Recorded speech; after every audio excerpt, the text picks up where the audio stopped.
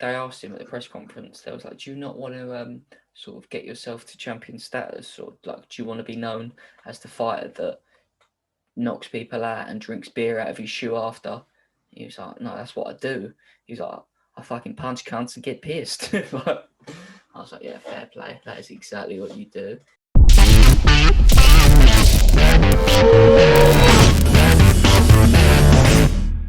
Yes, people. So, a juicy one this weekend. A couple storylines going into this fight. I think we're going to start from the top. So, let's discuss.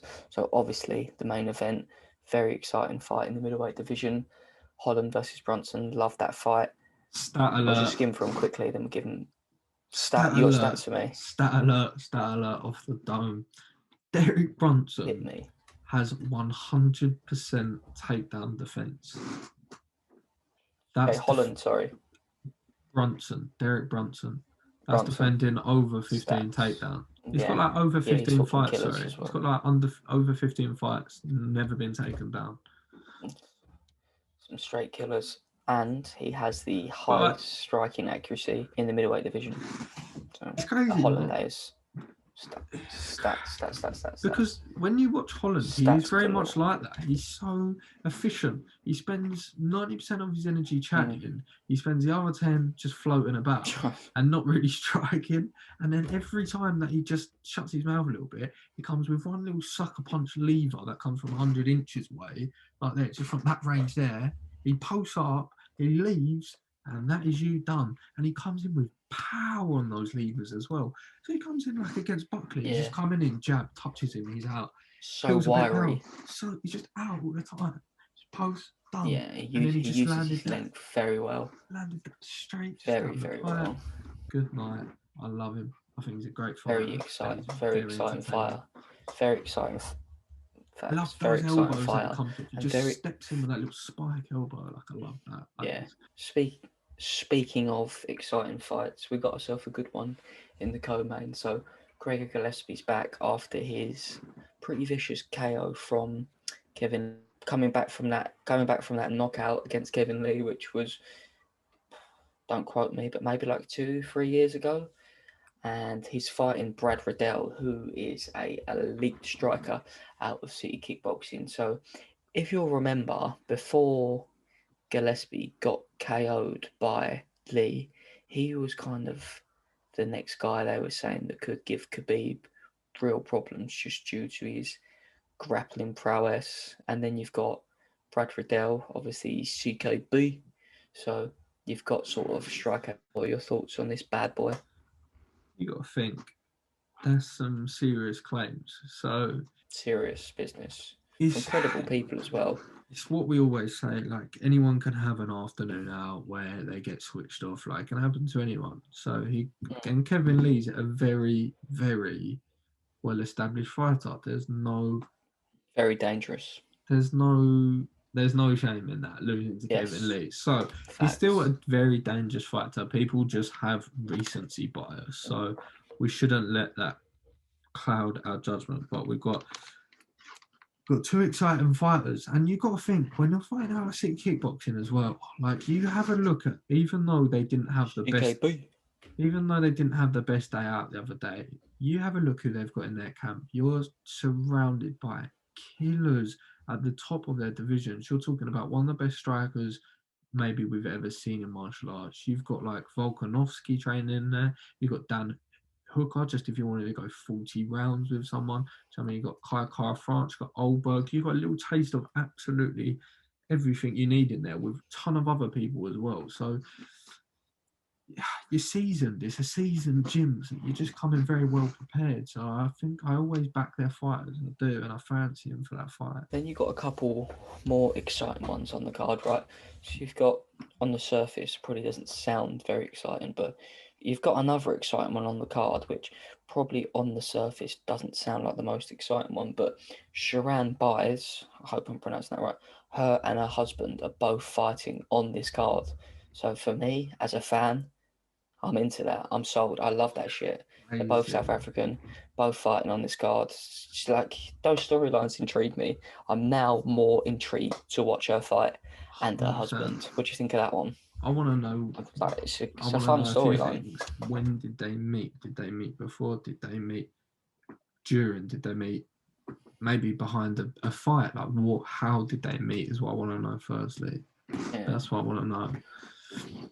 And then I yeah. want to know. Grappling got real up close and And then I want personal. to know. It's an interesting conversation because imagine you're both of an age, right, where you're coming a bit later on in your career and you maybe want to have children, but you both want to compete in your career as well. It's a weird one, isn't it? It's a strange thought that you got to think Well, of it's with. interesting. It's interesting that you bring that up actually, because Nunes and her partner actually, she's had a child, right? Obviously, they're both female, so she's, I don't know how they've gone about it. They didn't adopt. I think they had Oh, legitimate her child, partner like had her. the baby. Her partner had the baby. Yeah, her partner gave birth, Yeah. but Nina Ansaroff is her name. Nina So, Ansaroff, that's such it. a such a cute little baby as well. Yeah, it is to be fair. It is And a cute yeah, little you see baby. it, you see it. But yeah, that's exciting. I'm into that.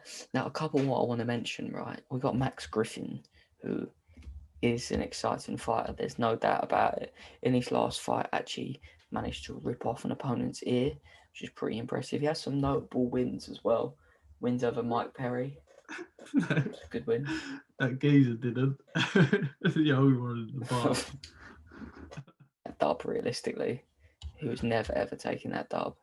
Smacks up an old Poor fella.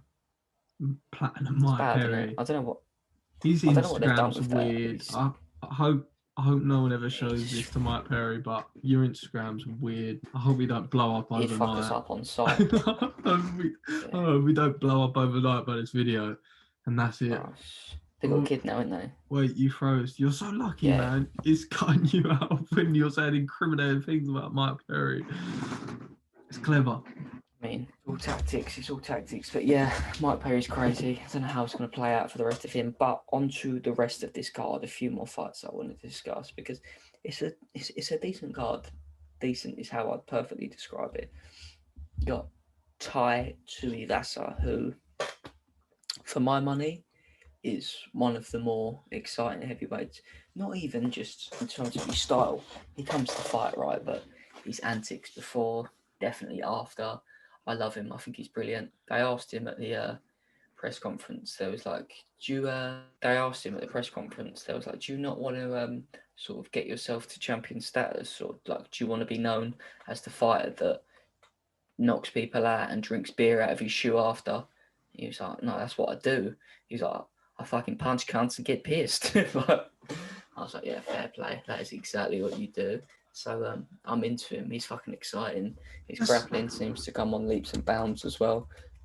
this was the thing, What right? are your thoughts on And Big I'll tell you Ty? my, thoughts. I'll tell you my exact thoughts, and I have huge. So, This is why talk I to me. respect heavyweights some of the most, right? Because heavyweights have that sort of leeway that every fighter wishes they can have. Because if you're at the topper ends of the heavyweight divisions, right, or not even realistically the upper end, sometimes you're just so big it's hard to put on even more. So like you don't even have to be at the 260, you can be at like 240 and not be able to even get to 260. Do you know what I mean? And they're the type of people, right, where realistically, we all know they don't have to be as quick. Like they don't have to. They take 2 steps, they cover the octagon. They don't need to be over there and like. Do you know what I mean? They cover distance quick, right? And they're so big they take up the whole thing. There's no space in that place anyway, so they don't need good, like necessarily good speed to get across the octagon. They mostly have decent stamina, to be fair to them, because like once you do it long enough, you have decent stamina. What I was saying is they can afford to have a beer. They can afford to have a beer and have a bit of cheesecake every now and again. Yeah. Do you know what I mean? Because they can afford to Diets. put on an extra couple of pounds and whatnot, because it doesn't really affect them too much, because they're not playing with like 0.1 seconds anymore. They're playing with a bit more leeway, so they don't have to It's worry slow. about those Yeah. minute tweaks. Like that's why you get Derek Lewis when he was at like his biggest, like 260, just sacking people down, like because he didn't have to worry about like millimeters, because he just sat on that right hand and just slept people if they came within a radius of his fist. And that's why like Yeah. That's part of the game, innit? everyone sort of wants a bit like that. That's why I've been watching that Ultimate Fighter with Maurice Green on it, if you know who that is. he's The- he's batshit. Yeah, Maurice Green. yeah, that's the one I've been watching.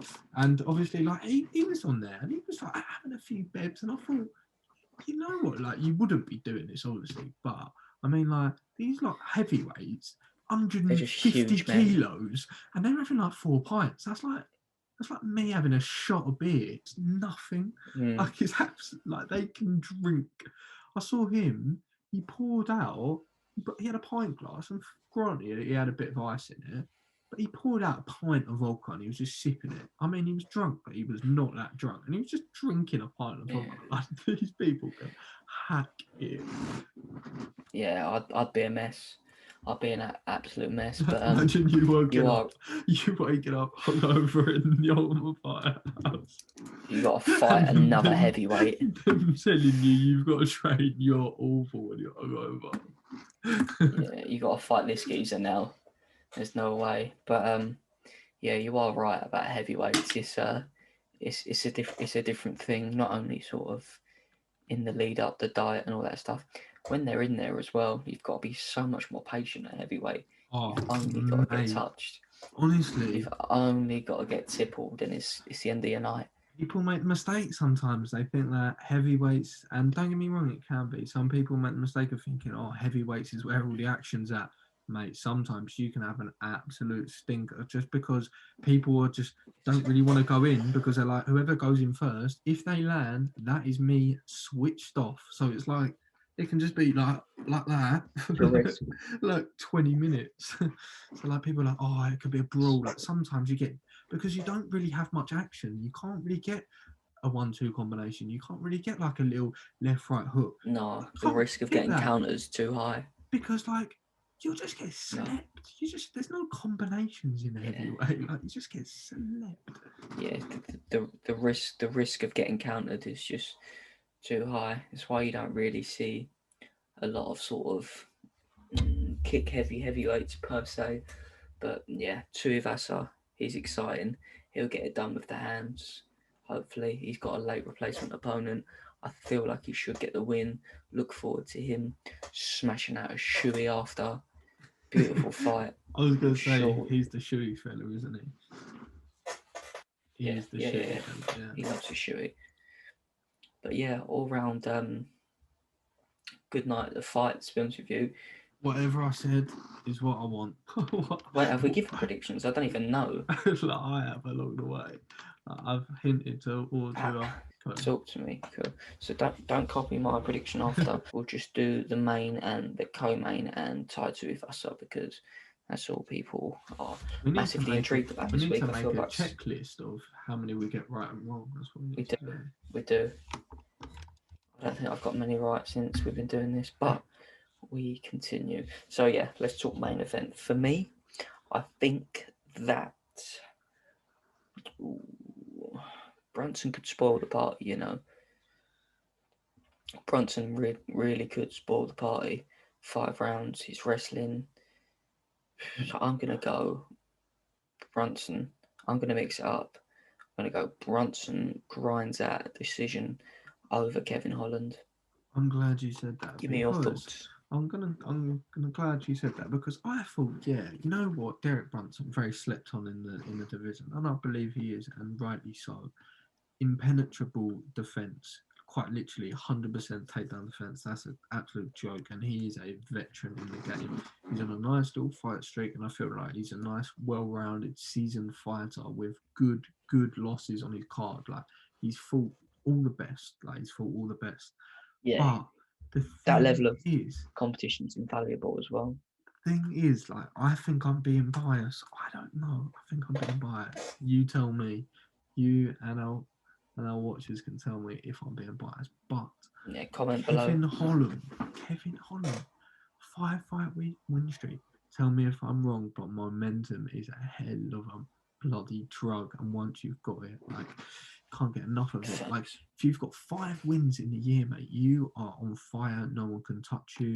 He started beating up legends off his back. Like, he started getting knockouts. Like, he is honestly, I'm not saying he's the best fighter in the world or anything like this, but I'm just saying he can do things that not a lot of people can do. So we talk about like Brunson having 100% takedown defense. I'm saying that If Brunson even takes him down, I'm saying that Holland could submit him. I'm saying Holland could do something nasty from the bottom, couple elbows.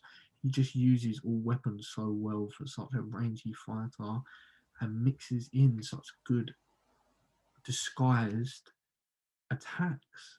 Some people just throw in these spinning attacks or throw in these elbows or things when they're tired and just run out of ideas and try and throw something lethal. But he throws them fresh, with intention, with strategy, and they're effective. And I think he's a problem. I think he's a problem. I think he's a He's a late problem bloomer. for sure. What's your actual prediction then? You think Holland gets it done? I think Holland gets it done. Gets it done. I'm gonna say You knockout. gassed him up. I'm gonna say knockout. Yeah. Third round. Yeah, I think it's hard. It's hard to argue, right? Like you said, there's something to be said for momentum in this sport. What have you done for me recently? And sort Only of as the good as your last confidence fight. of the year here. Only as good as your last fight. His last fight. Both their last fights were good, in fairness, but Holland's just had 4 more good ones. But interesting matchup. Very similar records. Some heat going into this fight, but very interesting. Let's just gloss over the co-main and the heavyweight bout that we've got. So we've got Gregor Gillespie, Brad Riddell, like I said before, striker grappler. Very interesting matchup for me personally. I think that Riddell's going to know that that's his game plan. You could probably say the same for Gillespie. So I'm going to go Brad Riddell gets it done via KO. What are you thinking? I don't like it when I let you go first because it's always looking bad on me because I want to do the same. I was gonna say the same, to be honest, but I wasn't gonna say a stoppage. I was gonna say it went the distance, so at least we can not agree on that. And then we've got one more bout. What you got? Kit Kat. Kit Kat. Nice. Chocolatey treats.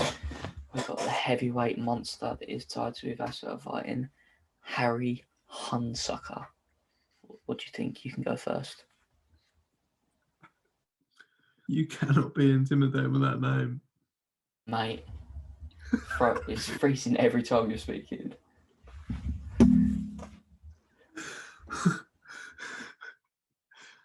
You taking a piss. It's when you get close to the mic. Are you doing that? I don't know if you're acting.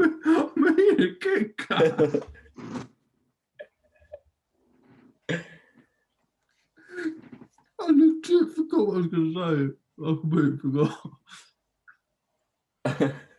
I was joking myself thinking, oh, what if I forget what I was going to say and I completely forgot. Right, tied to Ivasa versus Henry Hunsucker. What do you think of that bout? Give me your predictions. I think you right cannot now. be intimidated with a name like Hunsucker. Therefore, instant L. It doesn't matter. It doesn't matter. If you're wearing a name like he looks pretty intimidating. Hunsucker. The other person has that upper edge. So you're going tied to Ivasa, yeah? And I want to watch him do a shoey. He'll definitely do a shoey. We can't wait to get on the piss. So I'd go to Ivasa as well. I reckon he gets it done via stoppage. I believe it's his opponent's UFC debut as well. So very interesting, very good card. A lot of potential good matchups to be made off the back of this, depending on how they're going to play out. We don't know how they're going to play out, but we do know one thing for certain. We're going to find out. We're going to find out. You know the vibes, people. Thank you for listening. Thank you for the support. All that good stuff. If you like what you see, drop a like, comment what you think, who you've got. Anything you can do to support us goes a long way, and we really do appreciate it. Peace.